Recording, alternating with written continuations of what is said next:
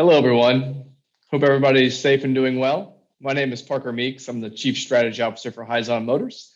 I'm thrilled to be here today as part of the Chicago Clean Cities Road to Emissions Reduction online conference. And of course, we're virtual today, but hopeful to be in person in the very near future. So we're excited at Hyzon Motors on the contributions that we're making and intend to make globally on this road to emissions reduction. And we're quite excited to talk about where we are today, our history to get here, and all the exciting things we see coming, both for Hyzon and for the broader market in general. So I'll share a brief presentation today to talk about just that, give you a sense of who Hyzon Motors is and what we're up to in helping to decarbonize mobility today, leveraging a long history of doing so in fuel cells for some time, and talk a bit about how we plan to help collaborate with partners to drive an ecosystem and to be able to really be a big part of the road to, as we state here, hydrogen fuel cell powered mobility. So as you can see on this cover page, we're quite proud to have trucks that are on the road.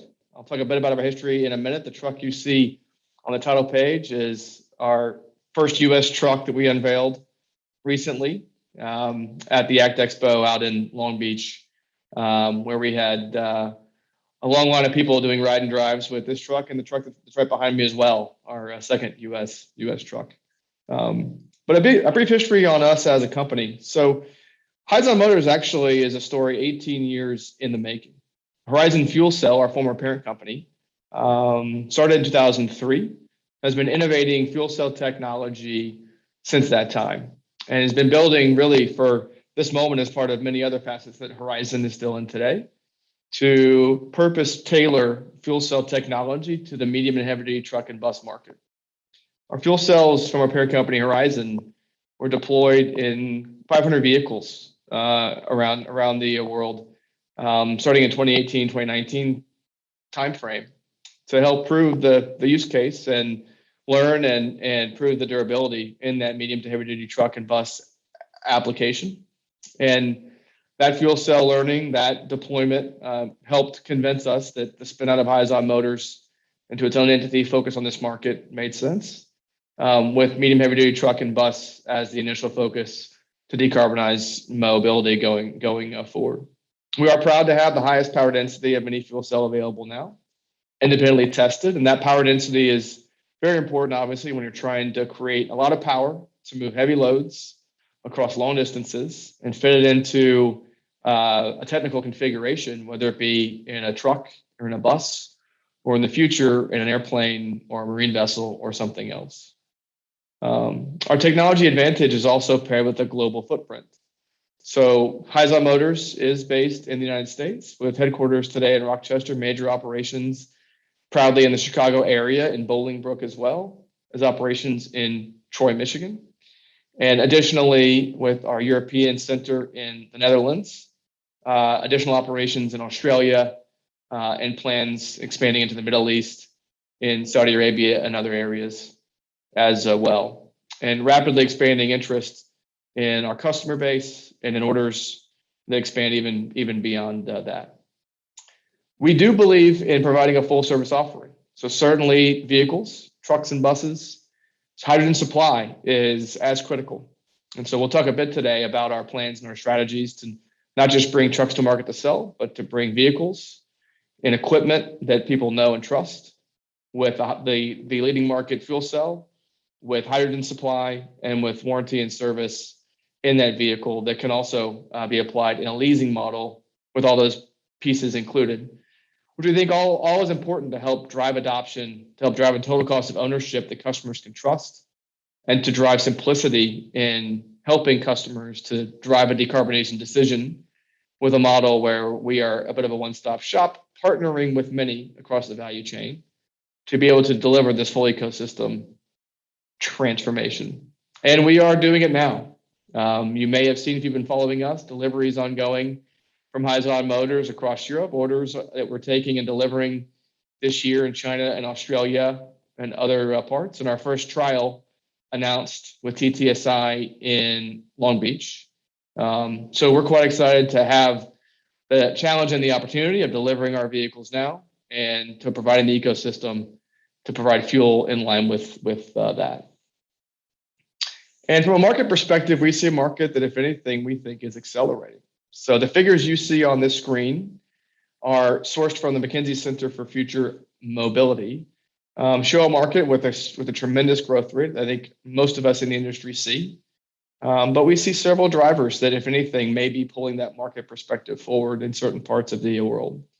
Certainly corporate sustainability goals and ambitions by corporations that we're quite proud to be a part of, driving action now where they've been potentially waiting on vehicles, waiting on trucks, waiting on supply of hydrogen that meet their carbon goals. And with our vehicles available on the road now, we're quite excited to be able to partner with those companies who want to have an impact today to put vehicles in their hands and to talk about how we bring the ecosystem to life now.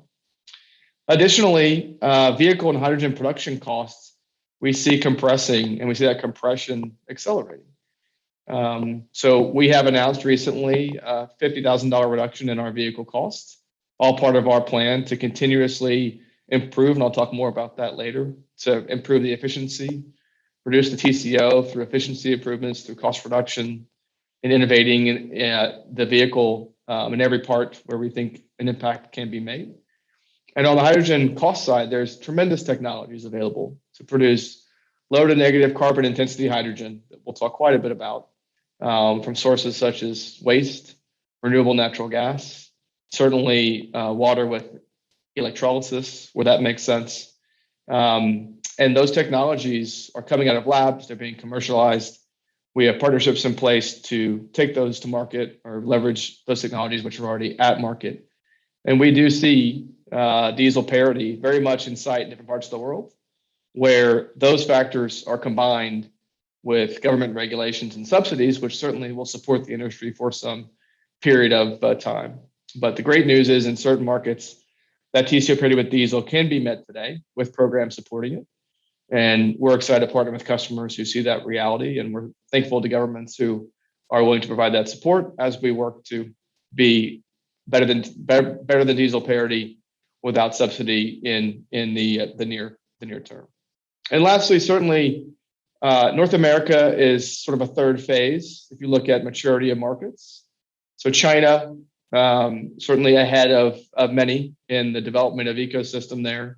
Europe, Australia, certain parts of Asia, advanced and advancing, both combination of existing hydrogen infrastructure in place on the passenger vehicle side, expanding into heavy medium duty trucks in many parts of Europe, and Australia driving a significant agenda across Australia and New Zealand to really progress the zero carbon economy, which again, we're quite excited to be a part of. And as I mentioned before, driving towards the best available vehicle on the road, not just the best fuel cell vehicle, but the best heavy medium duty truck and bus vehicle on the road for companies, for drivers. It involves both total cost of ownership, but also performance and technology that cuts across facets of the vehicle. So you can see on this slide a number of different R&D initiatives that we have well underway. We've announced recently developments in hydrogen storage that take significant weight and cost out of the storage concept on board. Additional opportunities for us to continuously improve the fuel cell. And if you've followed us, you've seen some of our statements about continued innovation of our market leading fuel cell to keep that market leadership role and innovate the fuel cell to a place where it is even more efficient, even more effective in delivering power and range.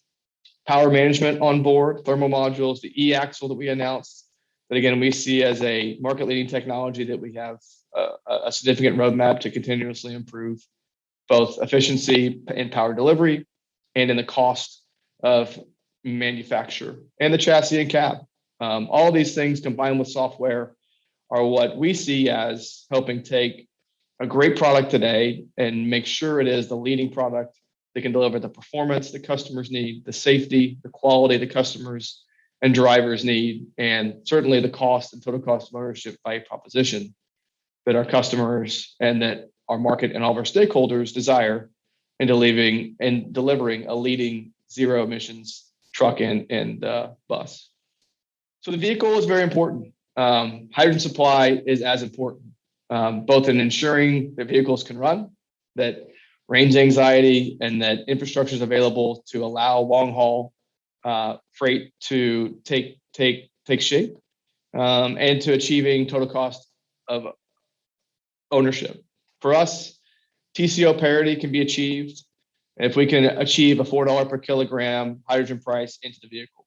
And while prices of hydrogen in different parts of the world today can be significantly higher than that, and in most cases are, we see a clear path in partnership to drive hydrogen production and supply that meets that goal. In some cases, benefited by subsidy today, but in many cases, an ability to take technology to produce that hydrogen close to the demand to minimize costs and to allow that TCO goal to be met. So our philosophy is quite simple: to provide low cost, local and scalable, green or low to negative carbon intensity hydrogen, and maximizing value from the refueling point and the production station that goes potentially far beyond hydrogen refueling, given the other fuel opportunities and other hydrogen use opportunities that can be attached to those same sites. So low cost, I mentioned, a $3 to $4 per kilogram target into the vehicle, all in, with a continued cost reduction from there as the network is built. Local and scalable is quite important, and it's a philosophy that we believe strongly in. So our focus in the vehicle side initially, in many cases, has been with back to base fleets. These fleets that operate in a consistent geographical area within the range of the vehicle, be that regional short range freight, be that beverage, be that bus, etc. And the ability with that model initially to build a network that contains very strong nodes, hydrogen production and supply, tied to back to base fleets, where that supply is tailored in scale and modular in nature. So you're bringing 5 tons per day, for instance, of hydrogen production online with, let's say, 75 to 100 plus trucks fully utilized, with an ability over time, as those fleets are deployed and that hydrogen production is delivered, to have the bones of a network as long haul freight then becomes a reality. And we'll talk a lot about low to negative carbon intensity, both for the primary goal of the environmental benefit that achieves in line with our mission, but additionally in the economic benefits that can achieve with many of the byproducts that come out of those processes, such as biochar and carbon black, and the ability to benefit communities that comes with that. And then finally, maximizing value from the production points and the refining refueling station. We see a future where there are multiple fuels, just like there are today. So certainly hydrogen, we believe in strongly. Full battery charging will exist. There's opportunities as well to leverage hydrogen storage for grid integrity and for power support in the same points where we see opportunities to refill trucks. And so this all goes into our planning to bring a network to market that maximizes value and, most importantly, delivers low cost fuel at low carbon intensity to our trucks. So how could this play out? If we take a US example in California, we see 3 phases. So first phase, one of these dots we've announced publicly, a first US hydrogen production hub in partnership with our partners Raven SR to take landfill waste in the San Francisco Bay Area and convert that into low to negative carbon intensity hydrogen. But these demonstration hubs, putting the technology in place, tied to back to base fleets, and then progress with a second phase of back to base fleet deployments across a region with production hubs tied to them. And again, we're talking anywhere from 3 to 10 ton per day initial hydrogen production to feed these fleets. It's modular and scalable in nature to allow us to ramp that supply as both local demand increases and as the bones of this network are built. Even just with the dots that you see on the screen, we have a network across the state of California with 300-mile maximum spacing between the nodes in line with the range of our trucks. You have a long haul network, the bones of one that's in place that we can scale these nodes. And then at that point, purpose build hub and spoke, additional hubs and refueling points that allow us to have a full scale hub and spoke model. So that's our belief, to build out a network that's highly utilized, capital efficient, bankable and fundable with partners, both on the production side and leveraging where it makes sense, existing refueling station footprint to add hydrogen refueling in the truck stops, the EV charging stops, where vehicles are already fueling today.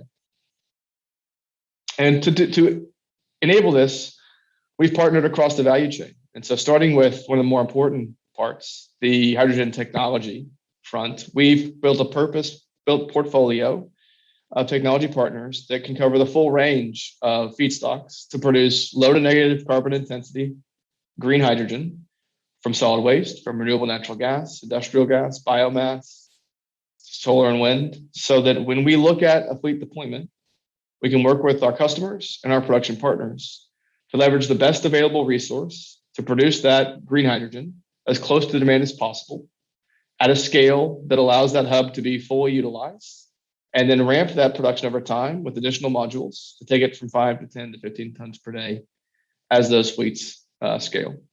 And one example of that is a partner I mentioned, Raven SR.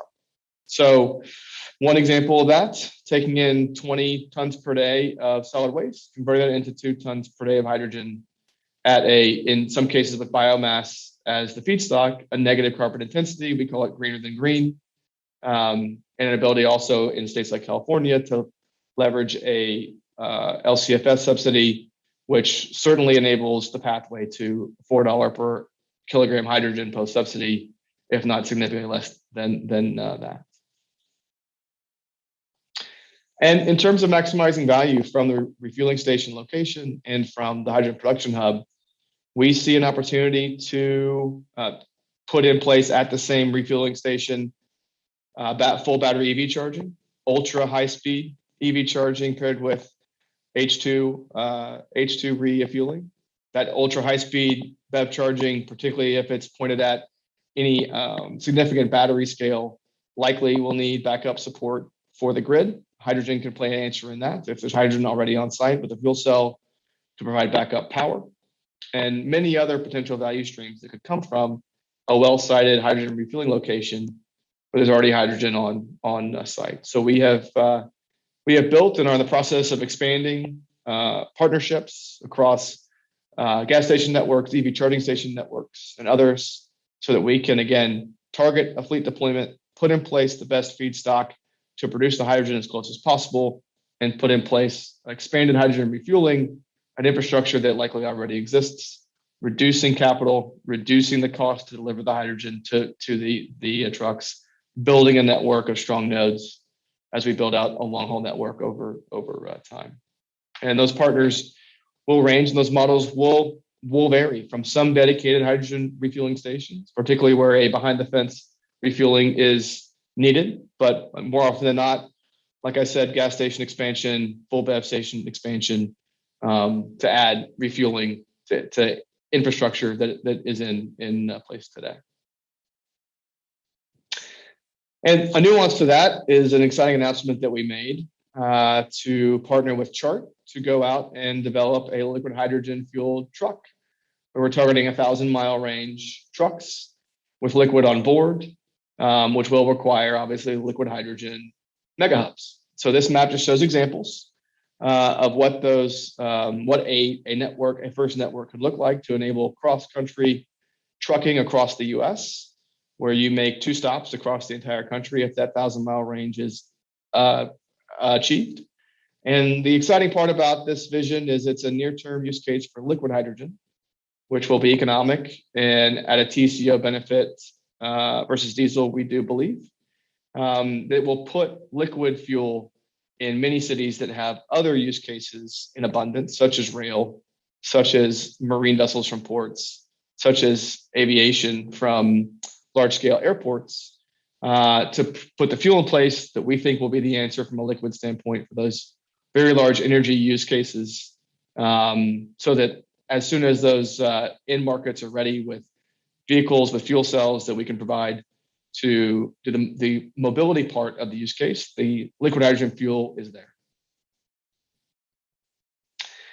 And just to conclude, that really summarizes our mission. It is to provide zero emission mobility with zero compromises to be able to enable the full life cycle, vehicle, maintenance, service, warranty, fuel, to help our customers accelerate their transition at a TCO parity with diesel as fast as possible.